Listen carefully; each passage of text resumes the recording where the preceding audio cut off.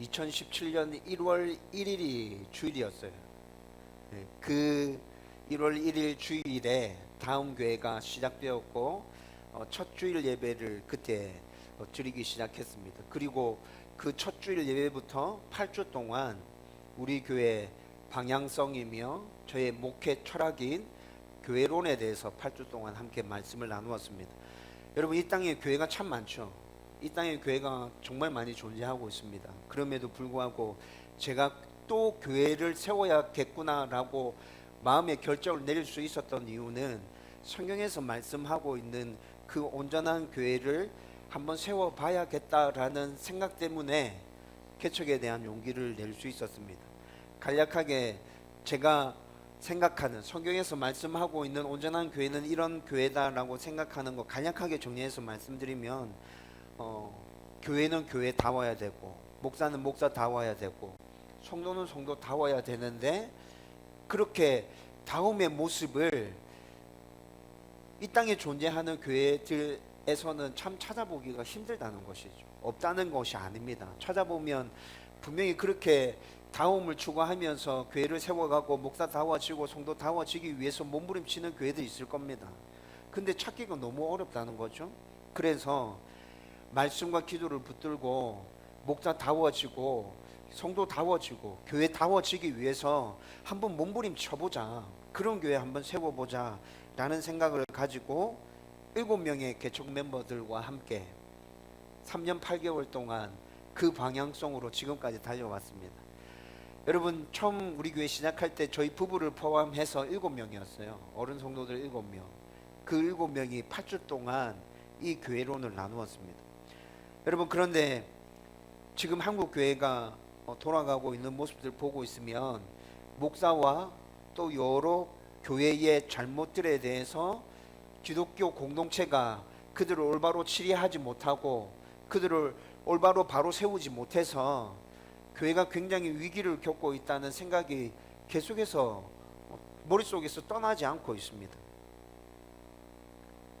지금 여러분들이 코로나 사태에 교회가 중심이 돼서 이 돌아가고 있는 상황들 보면서 좀 실망감과 좌절감이 똑같이 생길 거라는 생각이 들어요. 앞으로 코로나 사태가 잘 정리된다 하더라도 교회가 참 많은 욕을 듣겠구나 라는 생각들, 성도라면 공통적으로 다 하고 있는 것 아닐까 라는 생각이 듭니다. 그런데 이런 상황 가운데서 우리가 함께 붙들고 지금까지 달려왔던 그 교회론 다시 생각해야 될 필요가 있다는 생각이 들어요. 여러분, 지금 교회에서 벌어지고 있는 이런 상황들을 보면서 무슨 생각 제일 먼저 드시죠? 제가 제일 먼저 들었던 생각은 하나님 주인이신 교회가 아니라 자기가 주인이라고 생각하면서 마음대로 하고 있구나 라는 생각이 제일 먼저 들었어요. 말씀과 상관없이 행동하면서도 하나님께서 이렇게 말씀하셨다고 얘기하고, 사람들이 전부 다 싫어하고 좀 꼬리 끼고 있는 건데 그렇게 하면서 자기는 당당하다고 얘기하고 자기가 주인인 삶을 살아가고 있구나 라는 생각들이 들면서 지금까지 우리 교회가 붙들고 그렇게 온전한 교회를 세우기 위해서 몸부림쳐 왔던 말씀을 이 시점에서 우리 성도들과 다시 한번 나눌 필요가 있겠다라는 생각이 들었다는 것이죠.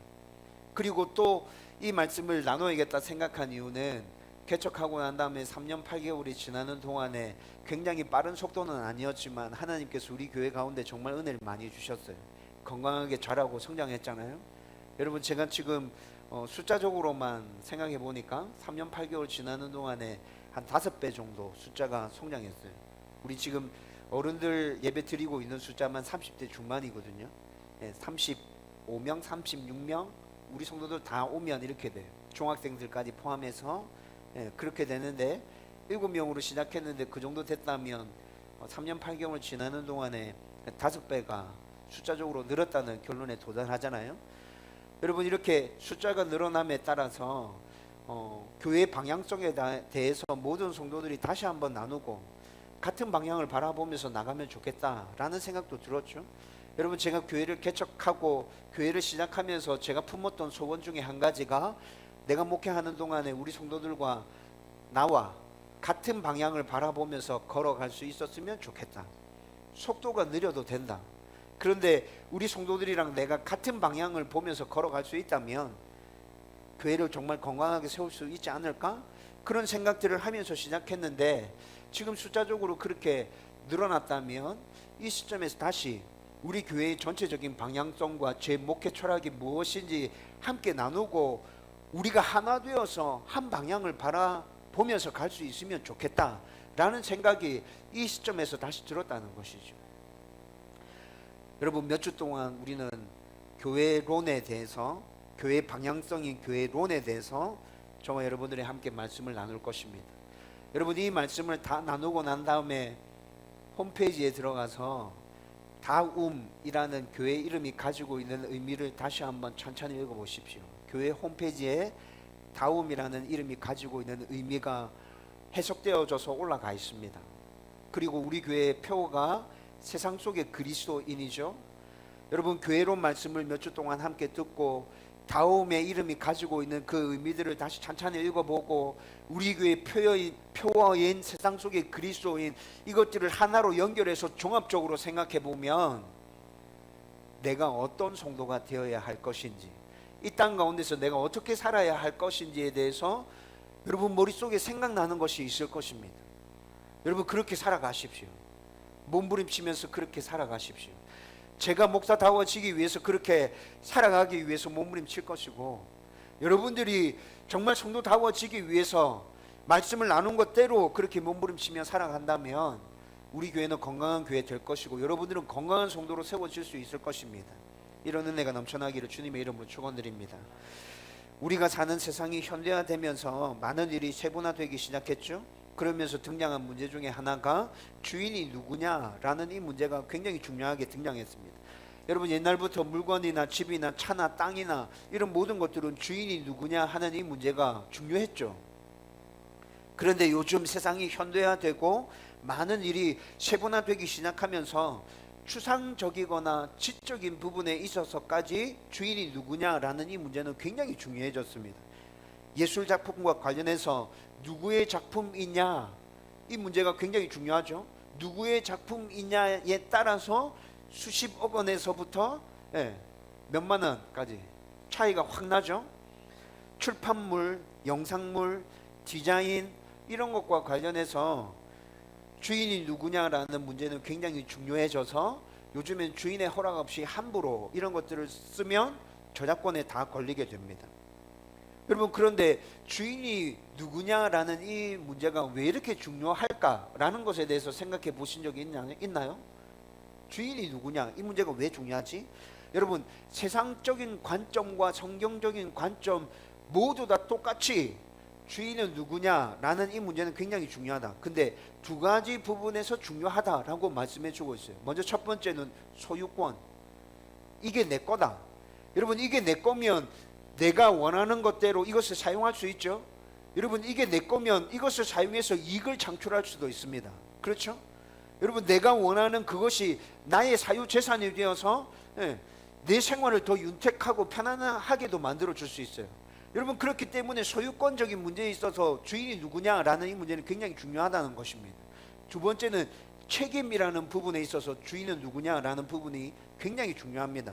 여러분, 세상적인 관점에서는 소유권적인 측면에서만 내가 이것을 가지고 이익을 창출할 수 있고 나에게 유익이 되고 내가 원하는 것들을 뭔가를 만들어 갈 수 있다는 부분만 주인이 누구냐라는 질문에 대해서 생각하게 되거든요. 그런데 여러분, 책임에 대한 부분들, 만약에 내 집에 불이 났는데 그 불이 옆집으로 옮겨 붙었습니다.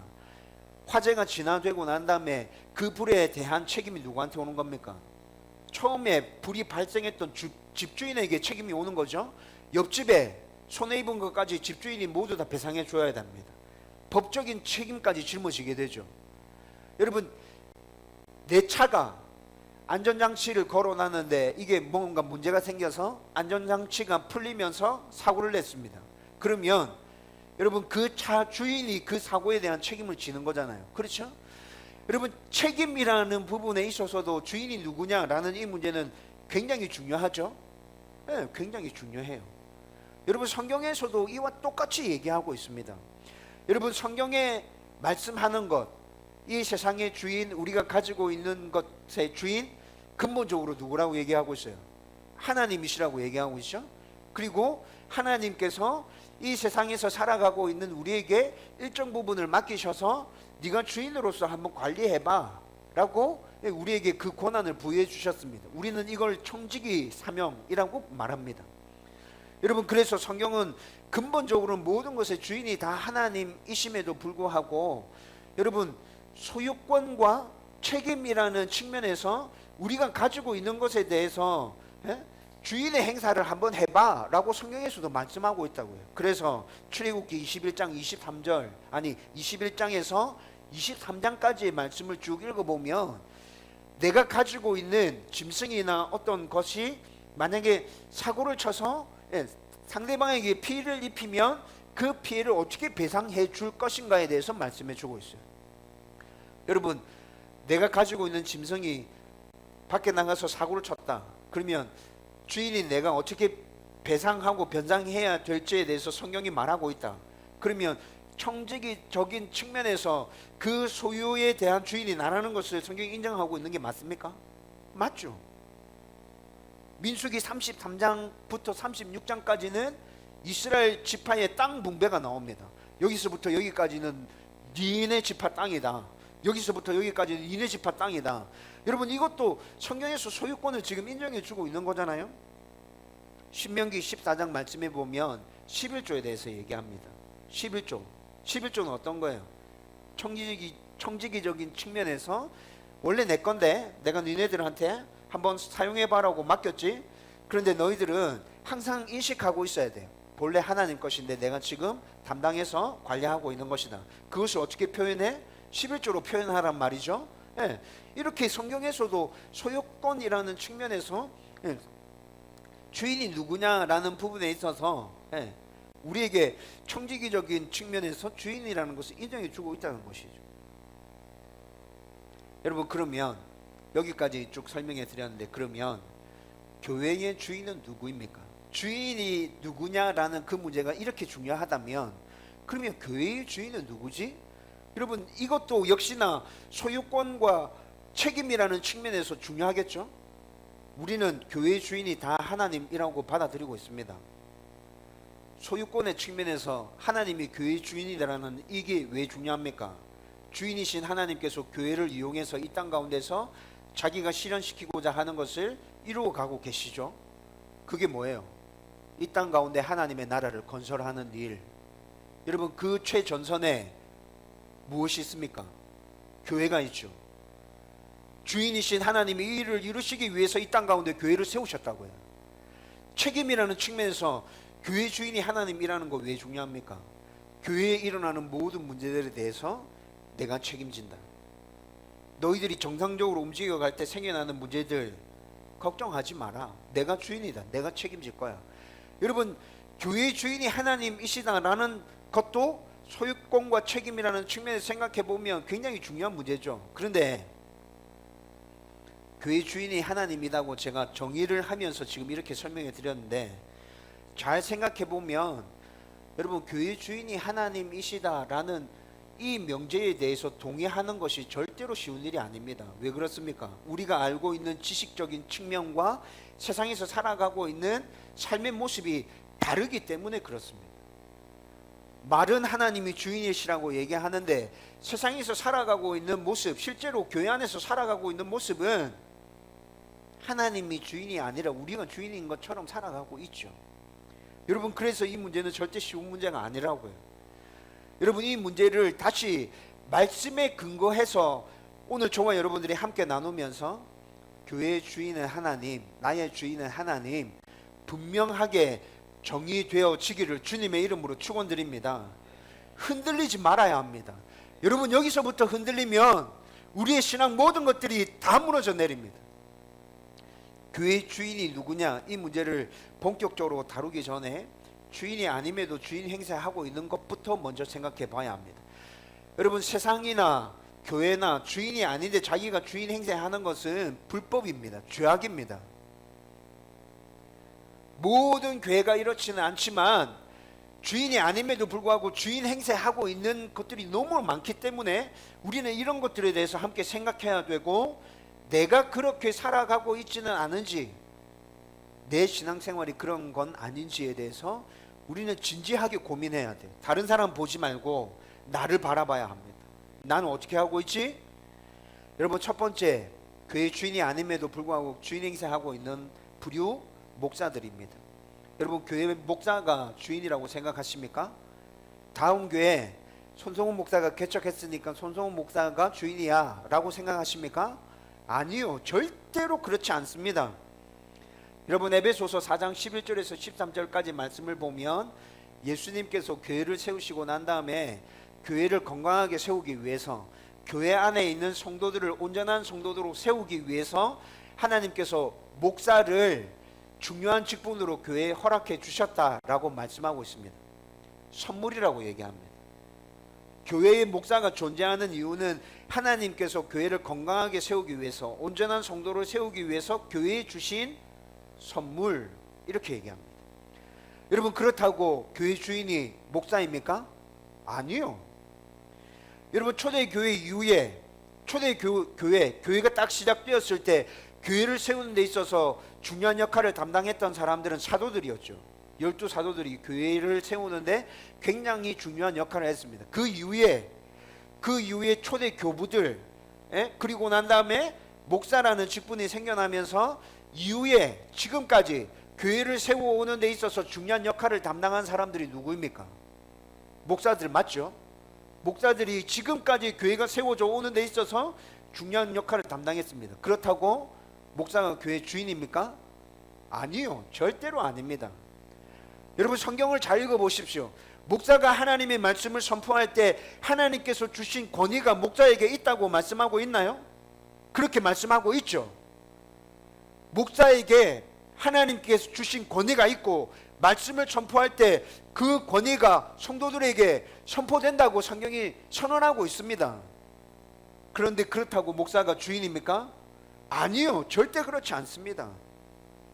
여러분, 그런데 하나님께서 교회를 건강하게 세우기 위해서 목사라는 직분을 교회 선물로 주셨고, 지금까지 교회가 이렇게 세워져 오는 데 있어서 목사가 중요한 역할을 담당했고, 목사가 말씀을 선포할 때 하나님께서 주신 권위가 그에게 있고, 그렇기 때문에 교회 주인은 목사야 라고 생각하는 사람들이 정말 많습니다. 여러분, 제가 볼 때는 전병욱 씨가 이런 것 같습니다. 김사만 씨가 이런 것 같습니다. 김하나 씨가 이런 것 같고, 전광훈 씨가 이런 것 같습니다. 목사들 스스로 자기도 모르는 사이에 무의식 중에 이런 생각들을 하면서 교회를 무너뜨리고 있습니다. 여러분, 이 사람들에게 물어보십시오. 교회 주인 누굽니까? 하나님입니다. 대반에 대답할걸요? 근데 여러분들이 보실 때 이 사람들이 하고 있는 그 모습들이 하나님이 주인이신 교회를 세워가고 있다는 생각이 드시나요?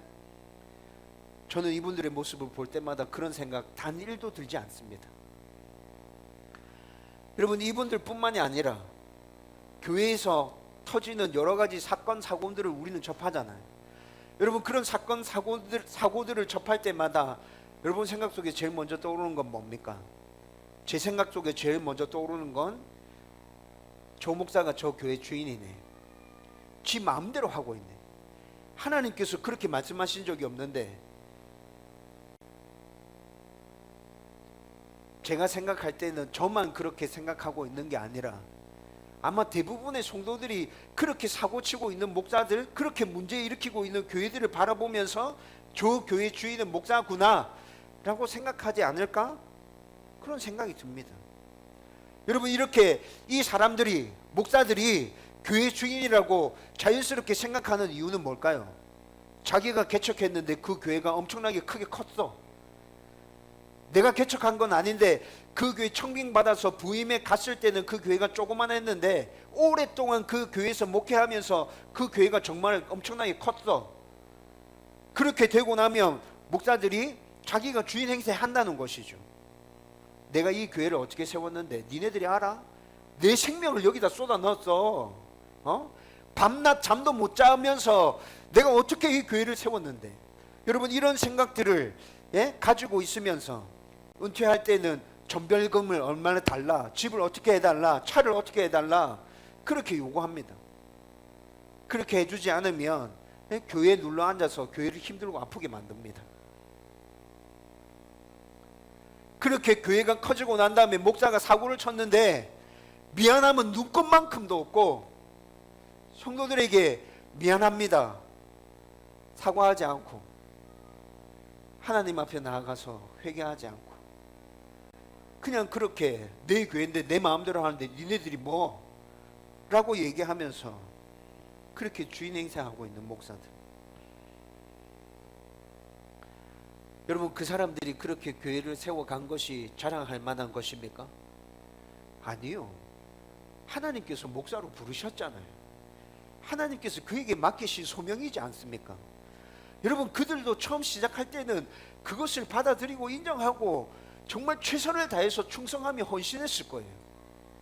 그런데 그렇게 했던 그 모습들이 세월이 지나면서 변해서 그렇게 돼버렸다는 것이죠. 여러분 목사가 교회를 세우기 위해서 생명을 그 교회 안에 집어넣는 것은 하나님께서 부여해 주신 소명이기 때문에 당연한 것입니다. 그렇게 해서 교회를 세웠다고 해서 내가 이렇게 교회를 세웠다 자랑할 것이 없어요. 이 세상에서 그런 것들에 대해서 자랑하지 않는다 해도 목사들이 하나님 앞에 서면 하나님께서 인정해 주실 겁니다. 그런데 그렇게 교회를 잘 세워놓고 내가 세웠다, 내 공로다, 나 아니면 이렇게 안 됐다 라고 말하면서 자기가 주인 행세하는 목사들, 다시 말씀드리지만 목사는 교회 주인이 절대로 아닙니다. 두 번째로 장로가 교회의 주인 행세를 하는 교회들도 있습니다. 여러분 교회의 주인이 장로들입니까? 아니요, 절대 아닙니다. 절대 그렇지 않습니다. 장로가 교회의 주인이라고 생각하는 주된 이유는 뭘까요? 교회 안에서 일어나는 모든 일들에 대해서 중요한 문제들 다 결정하거든요. 돈과 관련된 부분에 있어서 집행하는 데 있어서 장로들이 중요한 결정권을 가지고 있습니다. 여러분 이렇게 교회에서 일어나는 모든 중요한 일들에 장로들이 다 개입하다 보니까 자연스럽게 자기가 주인이라고 그냥 생각하게 되는 것 같아요. 장로들한테 물어봐도 교회 주인은 누구라고 답할까요? 하나님이라고 답하겠죠? 네, 답은 그렇게 하는데 실제로 하고 있는 모습은 자기가 주인이라는 행세를 하고 있다는 거죠. 장로들이 또 교회 주인 행세를 하는 중요한 이유는, 여러분 목자들은 가끔씩 교회를 이동할 때도 있습니다. 그렇죠? 네, 교회 사역지를 이렇게 이동해 갑니다. 그런데 장로들은 주로 한 교회에 굉장히 오래 다닌 사람들이 장로로 임직받게 되죠. 그리고 만약에 그 교회에서 장로로 임직받았다 하면 특별한 일이 없으면 그 교회에서 그냥 장로로 계속 쭉 사역하게 돼요. 한 교회에서 굉장히 오랫동안 쭉 있다 보니까 자연스럽게 내 교회 라는 말들을 쉽게 내뱉으면서 내가 주인이라는 생각을 스스로 하게 된다는 것이죠. 여러분 이것뿐만이 아니라 장로가 임직할 때 성도들의 지지를 등에 업고 임직하는 것 맞나요? 장로들은 뽑을 때 투표를 하죠. 그렇죠? 성도들의 지지가 없으면 장로로 임직할 수가 없어요. 여러분 이런 모든 것들 때문에 장로들이 쉽게 내가 주인이다 라는 생각을 하게 되는 것 같습니다. 여러분 그런데 성경에서 말하고 있는 본래 장로의 임무는 뭡니까? 본래 장로의 임무는 뭐죠? 행정을 하는 것입니까? 돈과 관련된 재정적인 부분을 관리하는 거예요. 사도행전 말씀을 보면 행정과 재정적인 부분은 본래 누구에게 맡겨진 임무이죠? 집사에게 맡겨진 임무이죠. 여러분 성경의 장로들은 영혼을 돌보는 일입니다. 목자를 도와서 영혼을 돌보는 일이 장로의 주된 임무라고 성경에서 그렇게 말씀해 주고 있죠. 그런데 여러분 영혼을 돌보는 일은 행정적인 일을 처리하는 것과 재정적인 일을 처리하는 것보다는 훨씬 더 힘든 일입니다. 영혼을 돌보는 일의 책임이 목사에게 있지만 장로들이 목사와 협력해서 그 일들을 하려고 하다 보니까 이건 너무 힘들어. 차라리 그냥 행정이나 재정적인 부분에서 일 처리하는 게 더 속편하고 조금 더 한결 수월한데, 목사가 있는데 내가 왜 꼭 일을 해야 되지?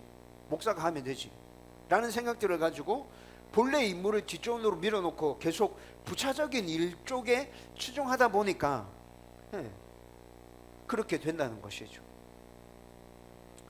여러분, 우리 교회가 지금 이제 4년 차를 지나가고 있습니다. 내년이면 5년 차죠. 여러분, 장로와 권사와 안수집사를 세워야 될 때가 다가오고 있다고 저는 생각하고 있습니다. 여러분, 저는 임직과 관련된 부분에 있어서도 순리대로 성경에서 말씀하고 있는 대로 따라가면서 임직자를, 직분자를 세워야겠다라고 생각하고 있습니다. 여러분, 그런데 점점 그때가 다가오고 있다는 거죠. 여러분, 이런 상황에서 우리 교회에서 직분을 받고 중직자로 세워진 사람들이 내가 주인이라는 생각을 갖지 않고 올바르게 사역하기 위해서는 성도인 여러분들이 먼저 직분에 대한 올바른 생각을 가지고 있어야 돼요. 장로는 목사를 도와서 성도의 영적인 부분을 세워가는 직분이다. 안수집사는 교회 행정과 재정에 있어서 목사님과 장로님이 성도를 세워가는 그 일에 집중할 수 있도록 우리가 이 부분을 뒷받침해 주는 것이다. 권사는 여러 성도들을 온전하게 세우기 위해서 목사님을 도와서 그렇게 신망하고 그렇게 교회를 건강하게 세워가는 것이다. 여러분, 직분에 대해서 성도들이 이렇게 온전한 생각들을 모두 다 가지고 있다면 우리 중에 누군가가 직분을 임명받았을 때 섣불리 내가 주인이라는 생각을 품을 수 있을까요? 그렇게 되지 않을 거예요. 모든 성도들이 직분에 대해서 올바른 생각을 가지고 있다면 내가 직분자로 세워진다 할지라도 온전한 직분자답게 살아가게 되겠죠. 여러분, 장로는 교회 주인이 절대 아닙니다. 여러분, 세 번째로 주인 행세하는 부류가 있습니다. 성도입니다. 여러분, 성도가 교회 주인이라고 생각합니까? 아니요, 그렇지 않습니다. 성도가 교회 주인이라고 생각하는 이유는 교회는 다른 어떤 공동체보다도 민주적이어야 한다라는 생각이 있기 때문에 그렇습니다. 특히나 요즘 젊은이들 가운데 이런 생각들 하는 사람 되게 많은 것 같습니다. 그러나 교회는 민주주의적인 공동체가 아닙니다. 하나님이 중심인 신본주의적인 공동체가 교회입니다. 여러분, 때에 따라서는 교회에서 투표를 하기도 합니다. 의견을 모으기도 합니다. 다수결의 원칙에 따라서 어떤 일이 결정되기도 합니다. 그런데 그렇다고 교회는 민주주의적인 공동체 아닙니다. 신본주의적인 공동체로 우리가 납득할 수 없고 이해하지 못하겠고 받아들일 수 없는 것이라 하더라도 하나님이 말씀하신 것이 분명하면 우리는 그대로 따라 순종해 갑니다. 그것이 교회입니다. 여러분, 교회가 이렇게 가는 것이 온전한 교회의 모습이죠. 성도가 교회 주인이 아니에요.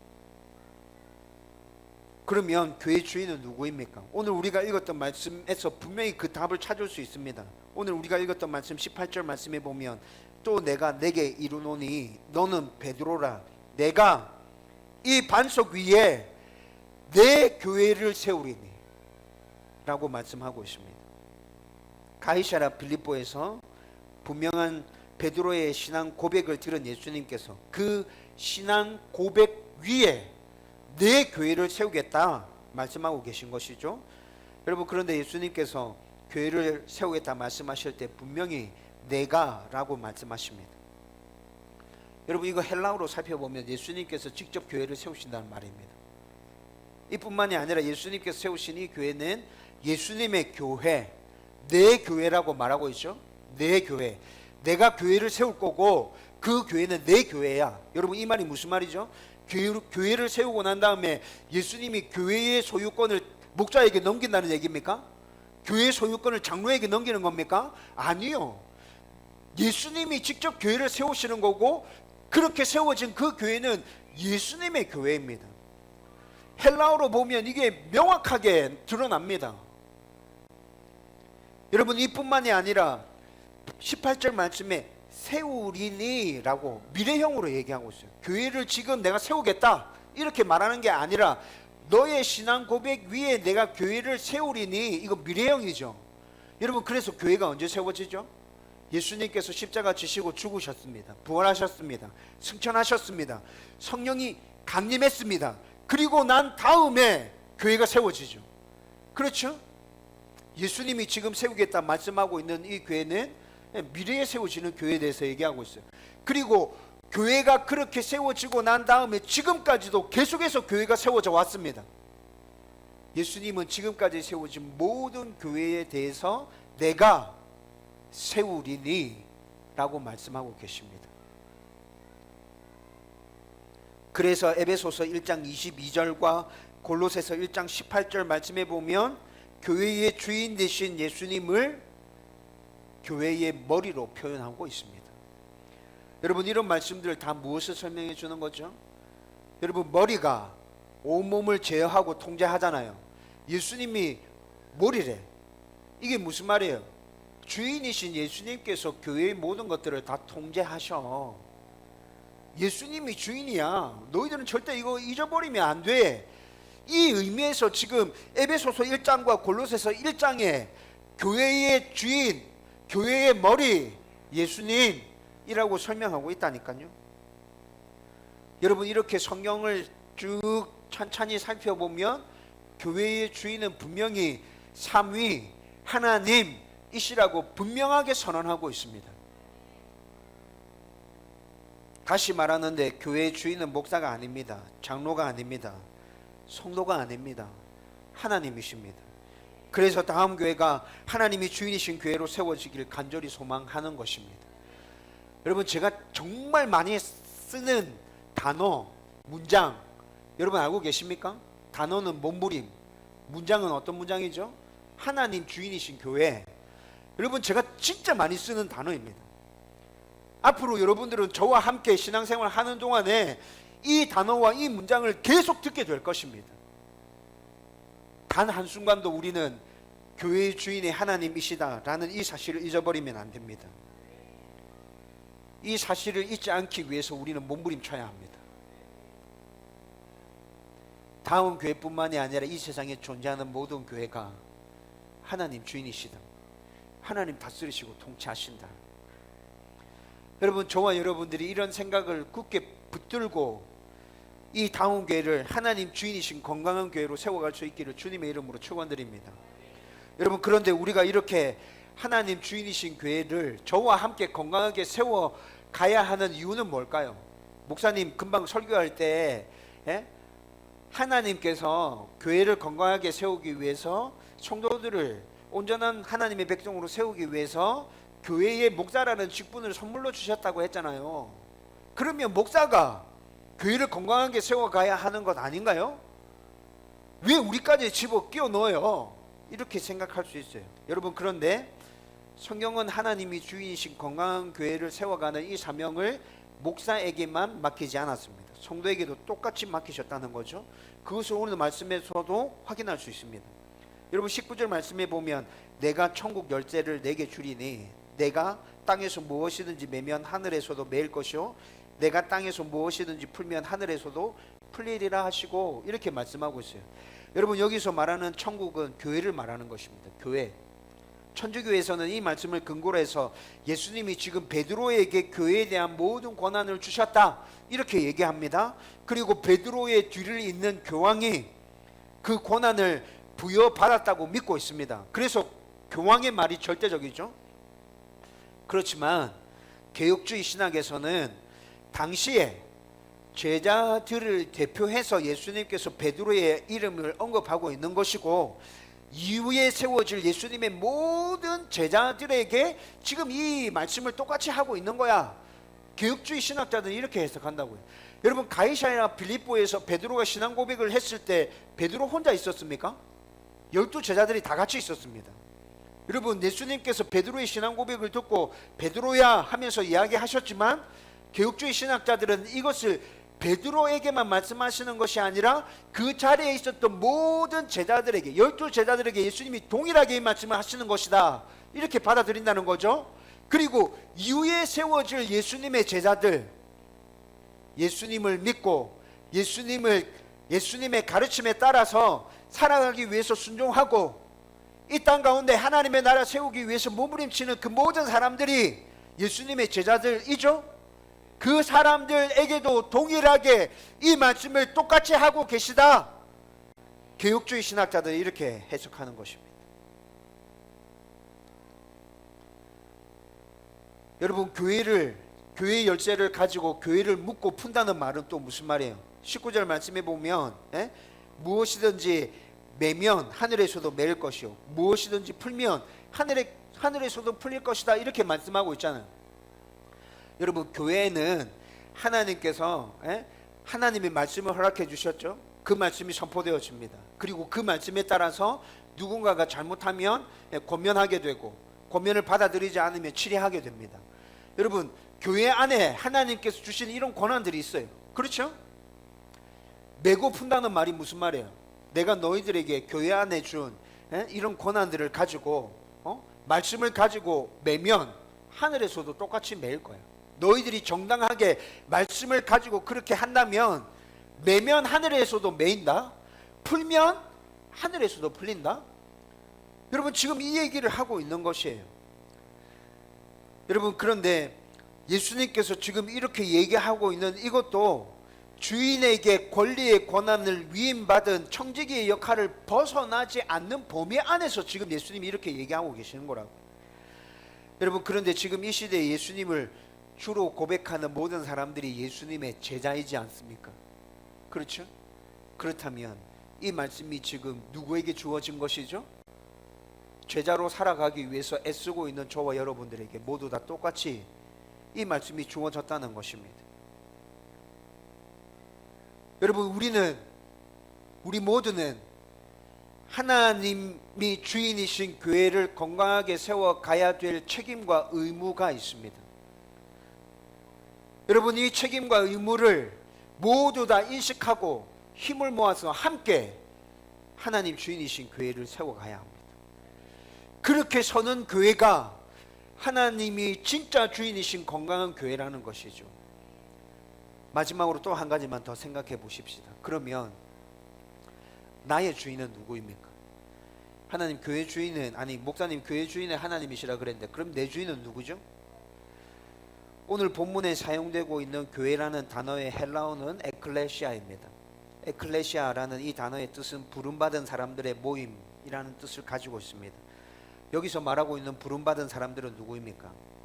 예수님의 십자가 사건이 나의 대속을 위한 사건이었고, 예수님의 대속의 죽음과 부활로 말미암아서 나의 모든 죄가 용서받았고, 이 사실을 믿고 예수님의 제자로 살아가겠다고 결정하고 하나님께로 나아온 자들, 에클레시아, 부름받은 자들, 그들이 바로 그 사람들이죠. 여러분, 다시 말해서 예수님이 나의 구주시다라고 믿고 있는 사람들, 예수님의 말씀에 따라서 제자로 살아가기 위해서 이 땅에서 몸을 치고 있는 사람들, 하나님의 전지전능하심과 하나님이 좋으신 아버지 되심을 믿고 고백하고 있는 사람들, 그 사람들이 모두 다 부름받은 하나님의 사람들이라는 것입니다. 저와 여러분들이 지금 이 사실을 믿고 이 자리에 나와 있는 것 아닌가요? 그러면 에클레시아 교회 누구입니까? 저와 여러분, 제가 에클레시아입니다. 교회입니다. 여러분들이 교회입니다. 여러분, 방금까지 교회의 주인은 누구라고 살펴봤죠? 하나님이 교회의 주인이라고 살펴봤잖아요. 여러분, 그런데 성경에서 말하고 있는 교회가 바로 나래요. 예수님을 구주로 고백하고 있는 바로 내가 교회라고 성경은 그렇게 선언하고 있습니다. 내 주인 누구이십니까? 하나님. 나의 주인은 하나님이십니다. 여러분들이 가지고 있는 모든 것의 주인은 하나님이십니다. 여러분들의 가정은 하나님이 주인 되십니다. 여러분들의 자녀는 하나님 주인 되십니다. 여러분들의 직장은 하나님이 주인 되십니다. 하나님께서 다스리고 통치하실 것입니다. 여러분, 우리는 모든 삶을 살아가는 동안에 이것을 철저하게 인정해야 됩니다. 나는 청직이다. 나는 청직이다. 하나님 내 주인이다. 문제가 생기면, 내가 청지기로서 열심히 살아가는데 문제가 생기면 주인이신 하나님이 책임져 주실 거다. 내가 청지기로서 열심히 살면서 내가 소유한 것들로 어떤 유익한 것들이 생기면 하나님께서 나로 하여금 그것을 누리게 해주실 거다. 저와 여러분들이 나의 주인이 누구인가, 교회의 주인이 누구인가 라는 이 질문에 대해서 이렇게 분명한 답과 생각을 가지고 이 땅 가운데서 정말 성도다운 삶들을 살아가고 교회다운 교회를 세워가는 하나님의 백성 되기를 주님의 이름으로 축원드립니다. 이제 말씀을 정리하려고 합니다. 지난 한 주에 지금의 한국교회 상황과 또 제 모습을 생각하면서 하나님께 너무 죄송하고 마음이 정말 힘들었습니다. 특별히 목요일 아침에 기도할 때, 목요일 아침에 기도하는데 왜 그렇게 눈물이 많이 쏟아졌는지 모르겠어요. 주체할 수 없을 정도로 그냥 통곡하면서 목요일 아침에 울었던 것 같습니다. 금요일 아침에도 정말 슬펐습니다. 말은 하나님이 주인이라고 얘기하는데 그렇지 못한 목사들의 모습을 보면서 이렇게 소리쳐가면서 다음 교회 주인은 하나님이시라고 선포하고 있는데 그렇지 못한 저의 모습을 보면서 정말 하나님께 죄송하고 하나님께 말할 게 없었어요. 여러분, 교회를 이용해서 목사들이 자기의 야망을 추구하려고 하는 모습이 보이나요? 여러분, 저는 정광훈 씨한테 그런 모습이 너무 많이 보여요. 교회를 이용해서 자기의 정치적인 야망을 이루려고 하는 모습들, 또 다른 목사들의 모습 가운데서는 교회를 이용해서 자기가 원하는 뭔가를 끌어내려고 하는 모습들이 너무 많이 보인다고. 제 모습 안에 이런 모습이 어떻게 나타나냐고요? 여러분, 교회를 개척하고 난 다음부터 제 노후에 대한 생각이 끊이지 않고 제 머릿속에 남아 있습니다. 그러면서 제가 하고 있는 생각이 이런 생각을 하고 있었어요. 교회를 건강하게 잘 세워야, 교회가 자립돼야, 그래야 내 노후도 보장될 수 있다. 여러분, 제가 원하는 것을 얻어내기 위해서 교회를 이용하고 있구나 라는 생각이, 여러분, 이런 부분에서 제가 들었다고요. 나는 그렇지 않다 생각했는데 그런 생각을 제가 하고 있었어요.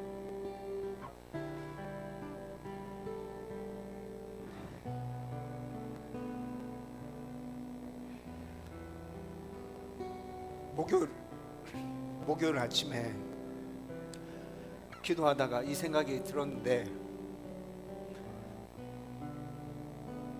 너무 하나님께 죄송했습니다.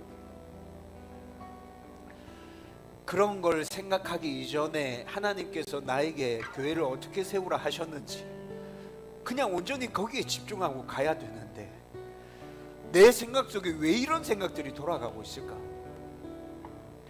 열심히 사역하고 난 후에 내가 노년이 되었을 때 하나님께서 알아서 그 부분을 책임져 주실 건데, 교회의 주인이신 하나님이 그 부분을 책임져 주실 건데 내가 왜 교회를 이용해서 그런 부분에 체험을 받으려고 이런 생각을 하고 있지?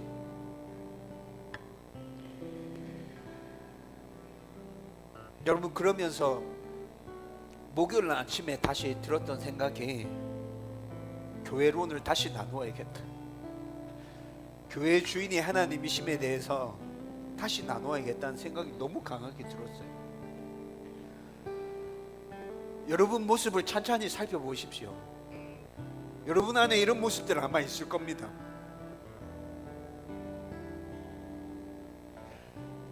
나는 아니라 생각하고 지금까지 그렇게 열심히 신앙생활을 하면서 왔다고 생각하는데, 여러분 찬찬히 생각해보면 여러분 안에도 이런 모습이 있을 거라고요.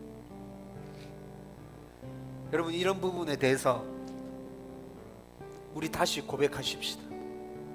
나의 주인은 하나님이십니다. 교회의 주인은 하나님이십니다. 내 안에 있는 나도 모르게 스며들어온 그 생각들까지도 다 내려놓고 하나님 교회 주인이심을 제가 인정하고 고백하며 그런 교회 세워가기 위해서 노력하겠습니다. 그런 성도로 세워지기 위해서 발버둥 치겠습니다. 저와 여러분들 안에 이런 결단들이 끊임없이 날마다 새롭게 일어나기를 주님의 이름으로 축원드립니다.